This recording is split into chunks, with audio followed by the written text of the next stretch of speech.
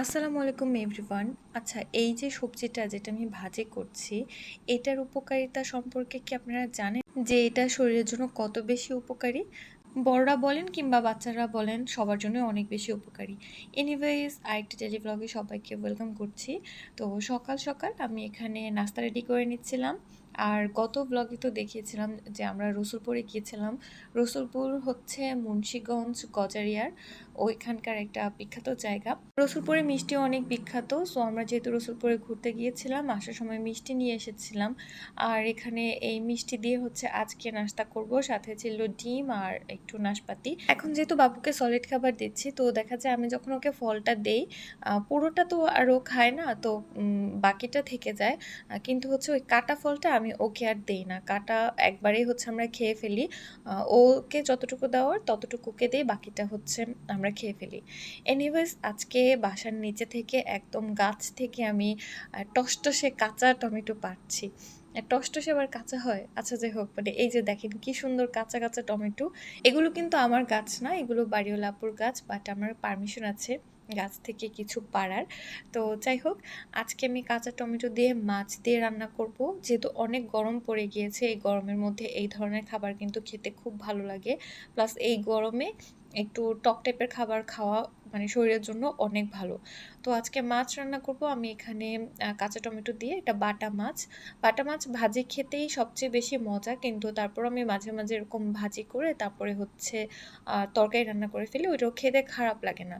অনেকেই আমাকে একটা কথা জিজ্ঞাসা করেন প্রায়ই, যে আমি অনলাইনের যে নেগেটিভ কমেন্ট এগুলোকে আমি কিভাবে দেখি, পজিটিভলি নাকি নেগেটিভলি, আর এগুলো আমার জীবনে কোনো ইফেক্ট ফেলে কি না।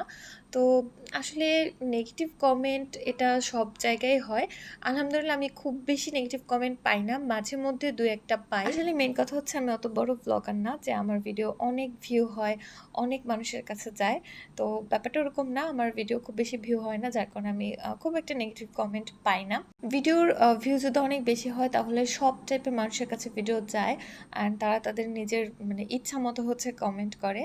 তো এই জিনিসটাকে আমি পজিটিভলিও দেখি না, নেগেটিভলিও দেখি না, আমি জাস্ট দেখি না। আমার কাছে মনে হয় যে আমি আমার কাজ করছি, আমার যেটা কাজ আমি সেটা করছি কিনা, আমার ফোকাসটা হবে আমার কাজের উপর। অন্য কেউ নেগেটিভ কমেন্ট করলো ভেবে আমি হচ্ছে মন খারাপ করে বসে থাকলাম বা আমি কাজ করলাম না, ব্যাপারটা আমার কাছে এরকম মানে মনে হয় নাই কখনো। আমার কাছে মনে হয় বা আমি যে জিনিসটা ফিল করি, যে সবার জানার পরিধি আসলে সেম না। আর সবচেয়ে বড় কথা হচ্ছে, আমি আমার লাইফে এরকম প্রচুর মানুষ দেখেছি যে নিজে যেটা জানে বা ছোটবেলা থেকে যে জিনিসটা শুনে এসেছে সেটা একদম আঁকড়ে ধরে বসে থাকে। ওই জিনিসটা যে ভুল বা ওইটা যে কুসংস্কার কিংবা ওই জিনিসটা যে ঠিক না, সে ভুল জানে।